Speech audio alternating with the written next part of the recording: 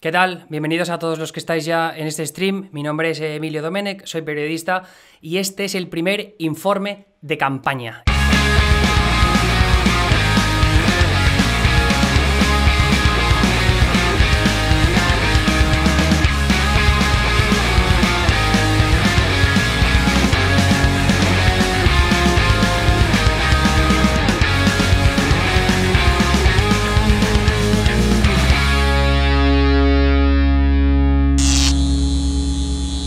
¿Y qué es lo que van a ser los informes de campaña a lo largo de las próximas semanas? Pues cada martes voy a centrarme en un estado específico de todo Estados Unidos. Hay 50 estados, me voy a centrar, pues creo que quedan 8 semanas para las elecciones, pues van a ser 8 estados. En principio me interesaban 6, que son 6 estados que he ido repitiendo mucho a lo largo de los últimos meses. Ya sabéis, empezando desde abajo al oeste, Arizona, Florida, Carolina del Norte y luego el Rust Belt, que es algo que vamos a tocar hoy, con Pensilvania, Michigan y Wisconsin. Vale, entonces, ¿qué es Michigan? Esto es Michigan, mirad qué bonito, para que os hagáis una idea viéndolo así el mapa en general. Esto es Estados Unidos y Michigan está aquí. El Rust Belt, ¿vale? Que es esta zona conocida como el cinturón oxidado. El cinturón oxidado se conoce así porque desde los años 80 más o menos ha habido un cambio muy importante a nivel de población, de demografía y sobre todo de industria. Porque el Rust Belt es conocido cinturón oxidado porque es un metal que se ha oxidado, valga la redundancia. ¿Por qué se ha oxidado? Porque era una zona industrial en la que había muchísimas empresas manufactureras, centradas sobre todo en lo que respecta pues, a los coches, ¿no? Y esas empresas, conforme se han firmado tratados de libre comercio, la globalización se ha expandido, pues esos trabajos se han ido fuera. Ya no están en Michigan, ya no están en Wisconsin, ya no están en Pensilvania. Sigue habiendo una industria manufacturera bastante grande en todos estos estados, pero aún así es algo que ha tenido una implicación directa, unas consecuencias bastante desagradables en lo que respecta a la clase media de estos estados. Entonces, mientras que en los años 80, incluso en los 90... y primeros de los 2000 podría hablarse de una clase media no próspera, pero sí que se ha mantenido en buen estado, en los últimos 15 años, especialmente a partir de la crisis de 2008, la crisis económica de aquel año, pues ha ido cuesta abajo. Entonces no solo ha habido una crisis económica muy dura, no solo la clase media se ha estancado o incluso ha caído porque los salarios o se han mantenido estables o han caído, o simplemente la atención ha pasado desde una industria manufacturera a una industria más centrada en los servicios, ¿no? En restauración, en centros comerciales, sino aparte también tenemos otras crisis como la crisis de los opioides, ¿no? Que los opioides es estos medicamentos que al final han creado una epidemia de adicción terrible en estados como Michigan, sobre todo que ha afectado a la población blanca. Es una anécdota que siempre cuento mucho, pero que me parece reveladora, porque en los últimos años, en países del primer mundo, como puede ser, yo qué sé, Francia, los países escandinavos e incluso España, lo que puedes ver es que los hombres blancos de entre 40 y 60 años, creo más o menos esa era la horquilla, ves cómo la longevidad va creciendo, es decir, que son gente que cada vez vive más tiempo, ¿no? Y podías ver que todas las curvas hacían así en una gráfica que tengo yo de la Reserva Federal, va haciendo todos así: Francia, países escandinavos, España, Italia, lo que quieras. En España ya sabemos que lo que es la calidad de vida y la salud es muy buena, pero sin embargo en Estados Unidos era el único país de los países desarrollados que veías como la gráfica hacía así. Hombres blancos de entre 40 y 60 años, más o menos esa horquilla, caía la longevidad. ¿Por qué? Pues luego veías las estadísticas de por qué moría esa gente a esas edades y veías que uno de los aspectos determinantes eran las sobredosis. Bueno, en realidad era envenenamientos, pero los envenenamientos se mete dentro de lo que son las sobredosis. También los suicidios, una parte muy importante, porque siempre se habla de la posesión de armas en Estados Unidos y del uso de las armas, pero a veces no se habla lo suficiente de que gran parte del uso de las armas tiene que ver con los suicidios. Pero volviendo antes lo de la sobredosis, lo que os digo es eso, que el fentanilo y todo lo que tiene que ver con la crisis de los opioides ha generado una crisis en muchas comunidades del Rust Belt que es realmente horrible. Y hay imágenes que no quiero enseñar por aquí, porque si no luego, cuando haga el resumen de este vídeo en YouTube, me lo van a joder. Pero básicamente, si buscáis Ohio Opioid Crisis, por ejemplo, Ohio, que también es un estado del Rust Belt que está por aquí abajo, veréis que hay imágenes aterradoras. Hay una imagen que se ha convertido más o menos en una de las más características de la crisis de los opioides, que es una pareja, un matrimonio que está con, creo que es su hija en el coche, la hija está detrás en el asiento suyo y la pareja está delante en los asientos de atrás y se han tomado, me parece que era fentanilo, sobredosis los dos. O sea, están los dos así en el asiento, muertos, que se les ha escapado la vida y la niña detrás, creo que es una niña. Es una imagen horrible, pero que ayuda a ilustrar un problema realmente gordo. La administración de Trump a lo largo de los últimos años siempre ha hablado de poder atajar ese problema, pero si os soy sincero, de momento no han salido demasiados estudios que confirmen que la cosa está mejorando progresivamente. Pero vamos, dejando eso aparte, ya digo que Michigan es uno de esos estados que ha sufrido varias crisis a lo largo de las últimas décadas. Detroit es una ciudad que, si buscáis imágenes de Detroit, es desolador ver lo vacía que está la ciudad y cómo ha ido decayendo, pese a que a mediados del siglo XX era una de las ciudades más prósperas de todo Estados Unidos, ¿no? Si veis cualquier documental de los Jackson 5 y de todo el tema del Motown y demás, Detroit veréis que era una ciudad emergente espectacular, y todo eso pues se ha ido un poco al carajo. Vale, entonces, ¿de qué quiero hablar hoy de Michigan? Michigan nos interesa porque es uno de esos estados que votó por Obama en 2008, que votó por Obama en 2012 y que, sin embargo, cambiaron hacia Trump en 2016, no votaron por Clinton. Son votantes de clase trabajadora, o sea, muchos blancos de clase trabajadora que históricamente han votado demócrata en las últimas décadas y que, sin embargo, inclinaron la balanza del lado de Trump. Sobre todo en ese demográfico del que os he hablado muchísimo en este stream y en mis podcasts de la Weekly, que es los votantes blancos sin estudios universitarios, que es esa clase trabajadora blanca que viene un poco de esa clase media manufacturera que ha definido históricamente en los últimos años o en las últimas décadas a Michigan y que ahora pues ha entrado en ese proceso de decadencia, y de ahí la denominación de cinturón oxidado. Entonces, Michigan hizo ese cambio y ahora lo que quiero hablar es un poco de las regiones que nos interesan de cara a las elecciones y por qué todas esas regiones nos ayudan a definir un poco mejor los demográficos que serán determinantes en unas elecciones como las de Michigan. Antes de pasar a eso, sí que me gustaría enseñaros también cómo van las encuestas en estos momentos, porque esto también es importante. Una de las razones por las que quiero empezar hablando de Michigan es porque es uno de los estados que parece que va a ir más a favor de los demócratas en lo que respecta al Rust Belt. Pensilvania está un poco más apretado y Wisconsin yo creo que es uno que se va a poder ir apretando conforme pasen las semanas, porque la presencia de esos blancos sin estudios universitarios es mayor. En un estado como Michigan, ya ahora lo veremos más en profundidad, tiene una población afroamericana más grande y como el voto afroamericano suele ir de forma abrumadora hacia los demócratas, por eso lo hace un estado que quizá las distancias, si vemos ahora mismo que Biden está 9 puntos por encima de Trump, 8 puntos por encima de Trump en las encuestas a nivel nacional, pues cabe pensar también que eso se va a repetir en un estado como Michigan, que como veis en esta imagen, la diferencia en las encuestas, y esto es una media de encuestas, no es solo una, o sea, hay muchas encuestas que se están haciendo en estos momentos, y de Michigan la atención en el Rust Belt es tan importante que de Michigan vamos a seguir viendo un montón, pero vemos que la diferencia es de 7 puntos. Una diferencia de 7 puntos es muchísimo.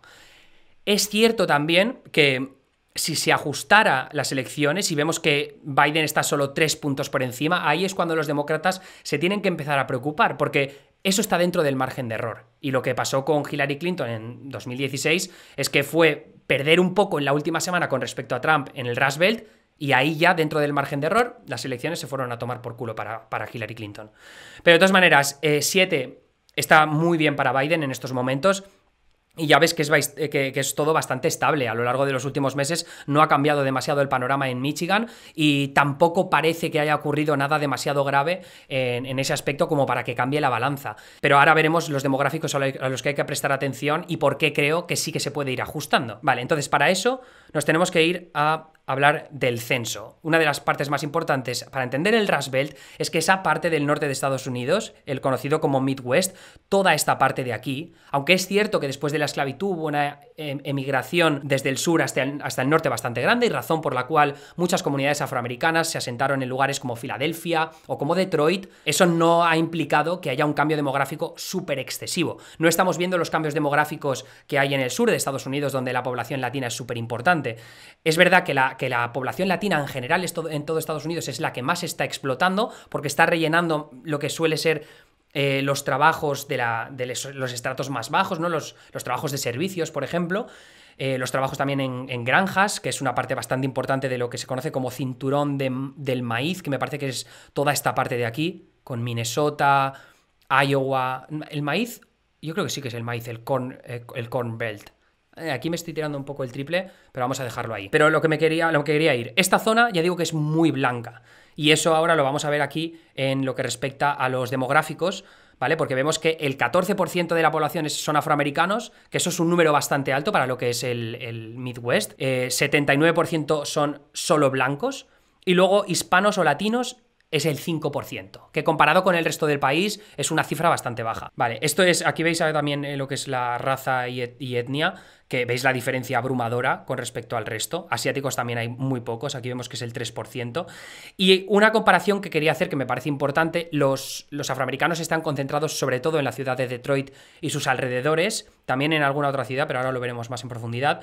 Pero lo que me interesa es esto. O sea, si veis que esto es la pobreza por raza y etnia, mirad la diferencia tan grande, la desproporción que hay, que aquí estamos hablando casi del eso es el 75% de blancos no hispanos y el 13 o el 14% de negros. Y sin embargo, en lo que respecta a la pobreza, el 25,6% de negros están bajo el límite de la pobreza y el 58% de blancos. O sea que hay una desproporción ahí bastante grande, que es una de las razones por las que en muchas ocasiones se suele hablar de la pobreza o de los problemas, de las dificultades que sufre la comunidad afroamericana en el Rust Belt, específicamente en Michigan, por esta razón, ¿no? Porque también son comunidades que son más pobres. Este es el otro aspecto que os quería enseñar, porque os hablaba antes de cómo el Rust Belt y un estado como Michigan ha tenido pues, un papel vital lo que es la industria manufacturera, y aquí veis que las industrias por número de empleos, la más importante sigue siendo lo que es las manufactureras y los vehículos, la producción de vehículos, pero lo que está creciendo a una velocidad pasmosa es también el aspecto de los servicios. Estados Unidos poco a poco se está construyendo más, o sea, se está desarrollando más de cara a ser un país en el que la parte de los servicios es vital para una gran parte de la ciudadanía. Y claro, si los salarios se siguen estancando, eso va a ser un problema a largo plazo. Por eso, desde el lado progresista están luchando más por que se establezca un salario mínimo nacional, de $15 la hora, me parece que es. Este es el mapa de Michigan. Las partes que más nos importan de cara a las elecciones. La ciudad de Detroit, que como he dicho es mayoría de afroamericanos en Detroit, toda esta parte de aquí, ¿vale? Que es el conocido como Wayne County.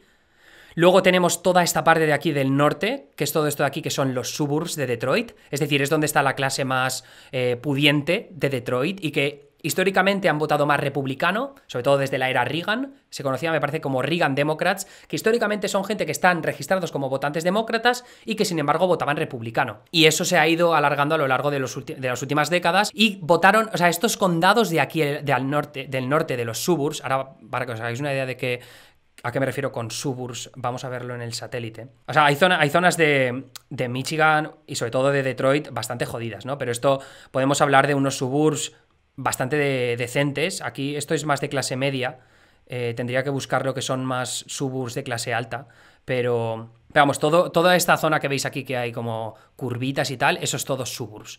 Entonces aquí ya digo, clase media alta, en general blancos, ¿vale? Porque lo que son los afroamericanos suelen concentrarse más o en los suburbs muy cercanos a los centros de las ciudades o en las ciudades mismas. Ya digo que estos han sido históricamente votantes republicanos, pero lo que ha pasado con la era Trump es que poco a poco se han ido distanciando del partido republicano y ahora votan por el partido demócrata. Por eso os digo siempre la diferenciación clave entre lo que son los blancos sin estudios universitarios, que suelen ser blancos pues que viven o en los exurbs, ¿no? Los exurbs son como suburbs, pero que están más todavía en las afueras de las ciudades, ¿no? O sea, si lo hacemos por círculos, diríamos que esta es la zona urbana aquí en Detroit, luego los suburbs en un círculo así, y luego los exurbs, que serían más fuera de las ciudades. O sea, sin tocar Ann Arbor aquí, sin tocar Jackson, sin tocar Lansing, que es la capital del estado de Michigan, pero toda esta zona. Si hay, por ejemplo, aquí unas comunidades residenciales, eso es lo que se conocería como exurbs. Y si luego ya son pueblos pequeñitos o zonas rurales muy extensas, es ya lo que se conoce como zona rural, y que ahí está el voto concentrado republicano. Votantes blancos sin estudios universitarios en general, que, como digo, han votado muy republicano en los últimos 4 años.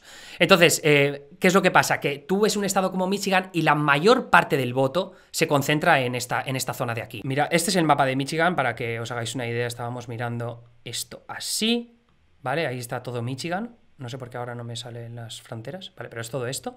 Y ahora lo vemos aquí. Y veis que aquí todo el voto demócrata está concentrado en estos distritos de aquí.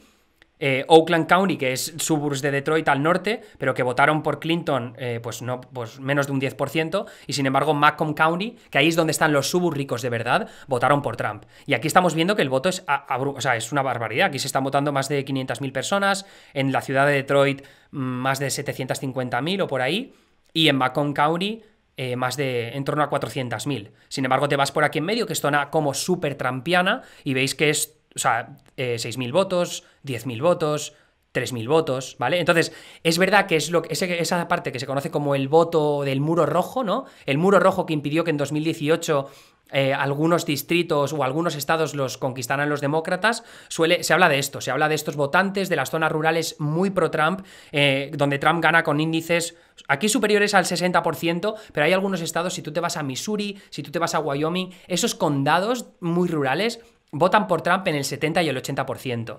Entonces, uno de los miedos que tienen los demócratas es que los índices sean incluso mayores, que la división rural-urbana sea incluso más grande y que con que se reduzca un poco la participación en las zonas más urbanas, pues eso es lo que va a provocar que los demócratas pierdan en el estado de Michigan. Entonces, luego sí que hay algunas otras zonas más demócratas que han recibido más atención, pero ahora lo veremos más en profundidad, pero lo que os decía, lo que es el círculo más urbano, súper demócrata, lo que es el círculo siguiente de los suburbs, esta es la zona más rural que os habéis fijado antes. ¿Veis este condado de aquí, que es Livingston County, que aquí es un 61%? Eso coincide justo con la zona rural que hay entre Lansing, Jackson y Ann Arbor. Es decir, un condado que está justo aquí en medio. Por eso es lo que os decía de que los exurbs y las zonas rurales votan consistentemente republicano. Eso es lo que ha pasado, eso es la forma de explicar esto de aquí. Sin embargo, luego te tiras a Lansing, que es Ingham County, y es una zona que está plagada de universidades y que se está haciendo más demócrata, porque conforme hay más catedráticos y conforme hay más estudiantes,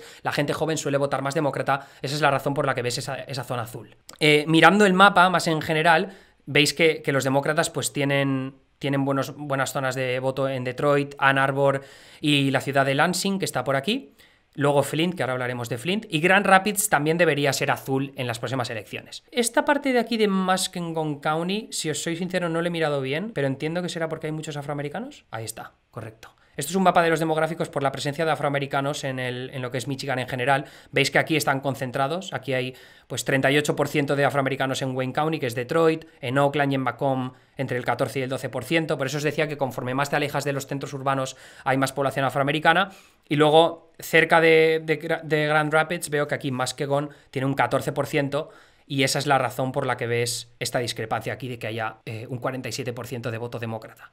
Que son, ¿qué pone ahí? 70.000 votos, pero bueno, aún así no es moco de pavo. Como os decía, la participación en ciudades como Detroit, como Lansing, Grand Rapids veremos, pero yo creo que también se va a hacer muy demócrata, porque si lo vemos aquí, en esto que es el mapa súper detallado de cómo se votó en las elecciones de 2016, veréis que tú te vas, bueno, Detroit es acojonantemente azul, ¿no? ¿Veis? Y aquí te vas a Grand Rapids y el centro también es azul, que es una de las razones por la que yo creo que puede acabar cambiando.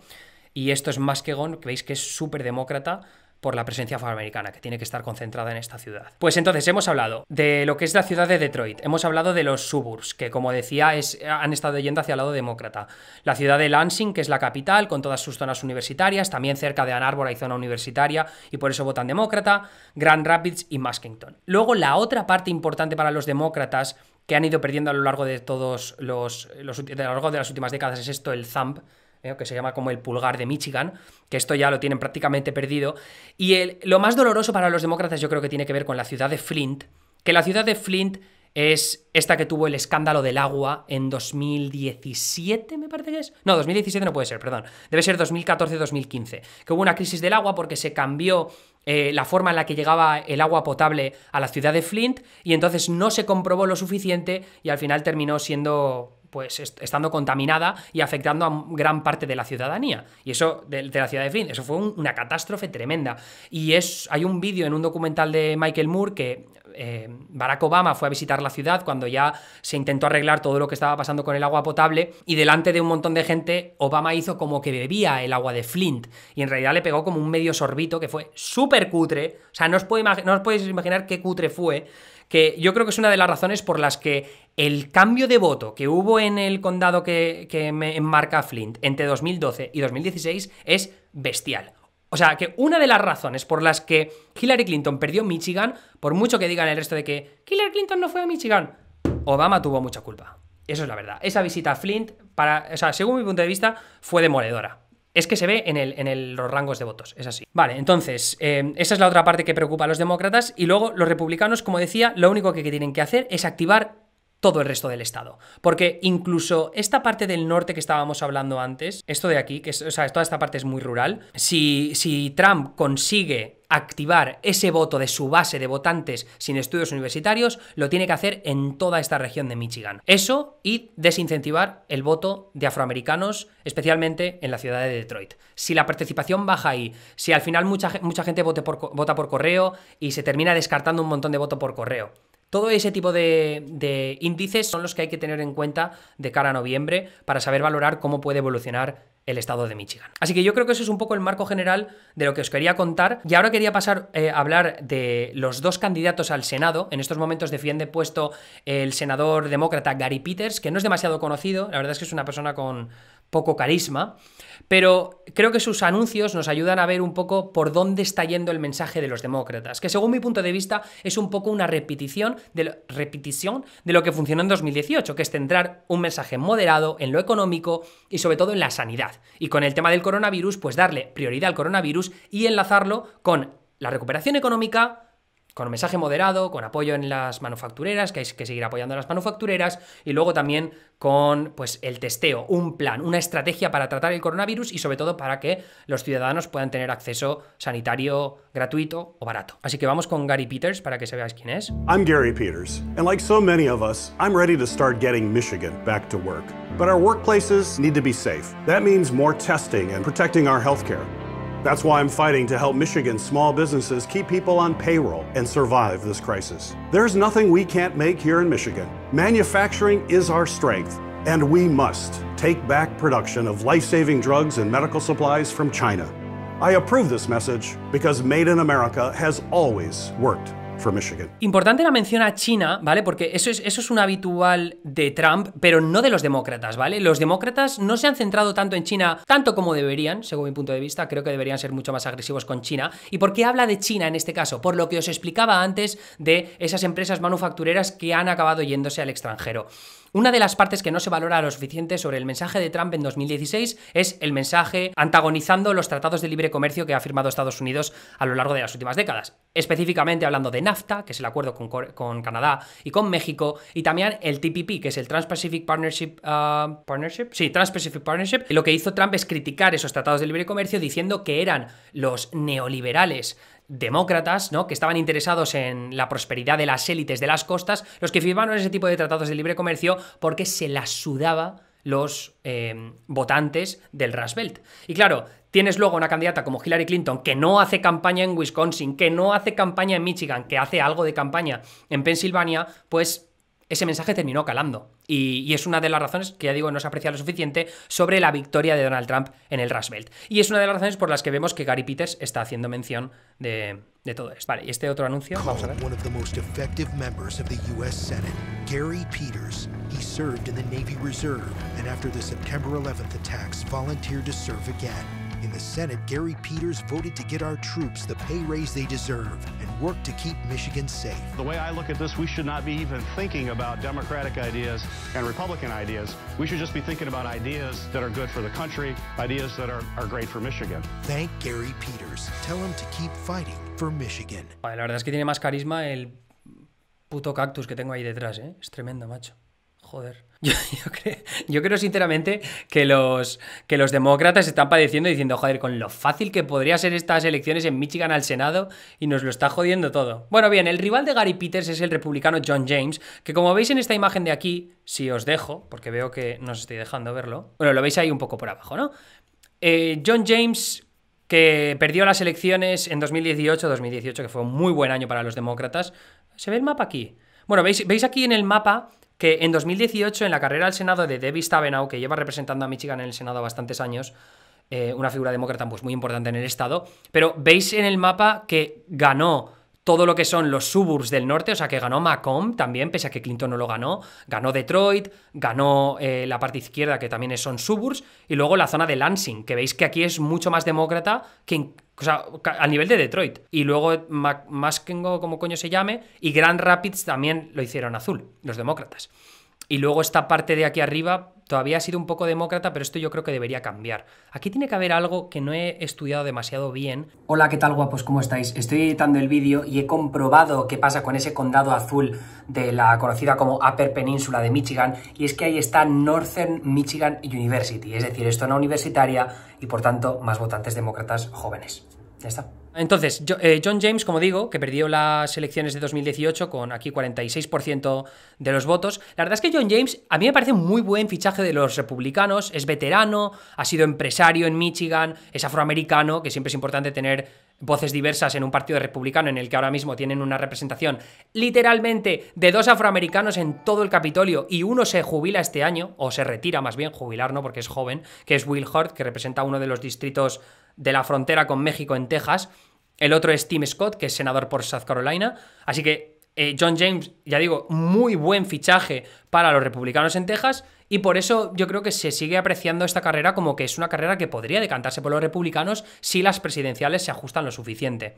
Entonces, John James, ¿quién es? Vamos a ver un anuncio, Este, ya digo, o sea, tuvo carrera en 2018, perdón, y a mí me hace mucha gracia este anuncio, porque aquí podéis ver cómo en ningún momento pone los cortes de los medios de comunicación cuando anuncian su carrera diciendo se presenta otra vez. No lo dicen, ¿vale? Lo corta siempre justo antes para que no sepan que es un puto loser que perdió. After careful deliberation and thoughtful prayer, I am running for U.S. Senate. It's official. Michigan businessman Corta. John James is running for the U.S. Senate. This just in, Corta. John James has announced he's going to run for the U.S. Senate. James Corta. is a Detroit business leader. He's also Corta a cuando va a former decir combat again. veteran. This time he hopes to unseat Ah, sí, Democratic this Senator time. Gary Peters. I understand what we need to do because I have experience as a business leader, as a job creator, as a combat veteran, how to protect our economy from socialism, how to fuerte, bring people together and unite people to make sure that we can defeat the evils that face us today, putting country first, putting Michigan first, and I'm looking forward to continuing my service.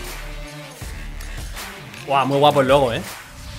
Yo, o sea, de verdad, cualquier otro año, John James yo creo que ha elegido mal año, tío. Este tío puede ganar en cualquier momento. Pasa que Michigan es un estado más difícil, pero no sé. That matters to me because I'm guided by my core principles that have not changed. I have first-hand experience in the real world, in the toughest environments, from the battlefield to the boardroom. I risked my life for this country. I'd do it again. This is the greatest country the world's ever known because of its people, not because of politics. Come along with me. Let's fly. ¡Ay! Tenía James, boquillas, ¿no? ¡Tiene boquillas! ¡No! ¡Qué asco! Tenía boquillas en el vídeo mientras se reía. ¡No! ¡Ay, no! ¡Qué grimilla, por favor! Bueno, a ver, las encuestas. ¿Qué es lo que dicen las encuestas? Bueno, pues podéis ver aquí. Un momento que acerque el zoom. ¡No me deja! Bueno, lo veis ahí abajo. Peters +1, pero esta es Tarrant's Group. Bueno, normalmente si os gusta mirar encuestas en 538, que yo siempre me meto aquí en Latest Polls, y os fijáis que aquí pone, por ejemplo, Tarrant's Group, ¿no? Pone BC, que esto es la nota que le da 538 a la encuestadora. BC, pues es sin más. Pero lo que os importa es este asterisco. ¿Qué significa este asterisco? Viendo que Peters tiene +1 y en el resto de encuestas tiene +15, +8, +5, +9, +5. Esto lo que os dice el asterisco es que esta es una encuesta publicada por el Partido Republicano. Es decir, que es una encuesta interna del Partido Republicano que la hacen pública para decir, mirad, está más apretado de lo que creíais. Poned pasta donantes del Partido Republicano porque no se nos puede escapar. Esto va un poco en esa línea. Luego ves Hodas & Associates. Lo curioso de Hodas & Associates es que también es una firma interna republicana y sin embargo ve una carrera de +15. O sea que están en la mierda. Hodas es... Tengo entendido que son buenos encuestadores porque ha empezado a hacer el Wage for Education, que es tener en cuenta la educación de los encuestados para hacer, que es algo que siempre critica mucho Nate Cohn, que es el experto en encuestas del New York Times, y dijo que las encuestas últimas de Hodas, que además están haciendo por probables votantes, en vez de por votantes registrados, es decir, prevén quiénes van a ir a votar y acorde a eso sacan unos números, sacar un +15 para Gary Peters, eso es una barbaridad, es una notición para los demócratas. Sin embargo, aquí Public Policy Polling, que es una firma demócrata interna, +8 Peters, Trafalgar Group, no, es como Rasmussen, es una encuestadora súper republicana, o sea que James +2 no os lo creáis.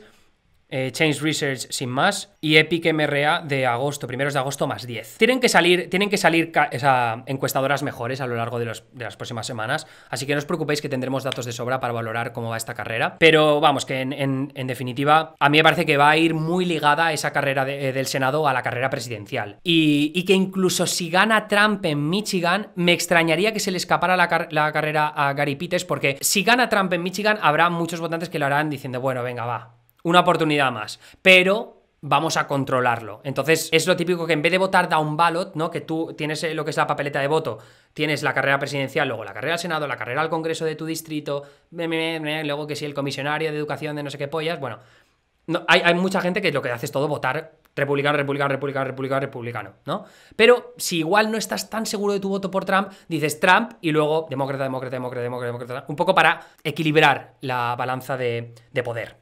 Entonces, a mí me parece que Peters es el que menos tiene que perder en Michigan. Y de todas maneras, como decía antes, o sea, la carrera en estos momentos Biden está tan favorecido en Michigan que me sorprendería que se le escapara ese estado. Por eso yo creo también que en estos momentos Trump está luchando más en lo que es Pensilvania, lo que es Wisconsin, que es un estado mucho más blanco, Pensilvania, porque hay regiones que le están yendo de puta madre a Trump, también porque los votantes hispanos no están apoyando en tan buena medida a los demócratas como en 2016, y yo creo que ahí está aprovechando la presencia latina en Filadelfia, cerca de Filadelfia, perdón, que es algo que ya hablaré cuando toque el informe de campaña de Pensilvania, y luego centrándose también, pues de nuevo en Florida, en Arizona, que es un estado que tienen que defender, Florida sobre todo, me parece que en Florida van a haber hostias como si no hubiera un mañana, pero Florida lo voy a dejar para el final, porque me parece que cuantas más encuestas tengamos de Florida, cuantos más detalles, sobre todo de esa complicadísima de analizar población hispana y latina de Florida, ya digo que prefiero dejarlo para el final del todo.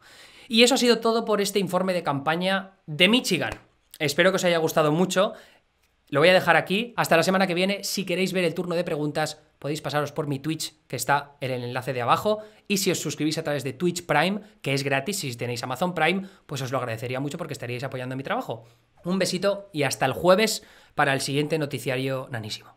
Adiós.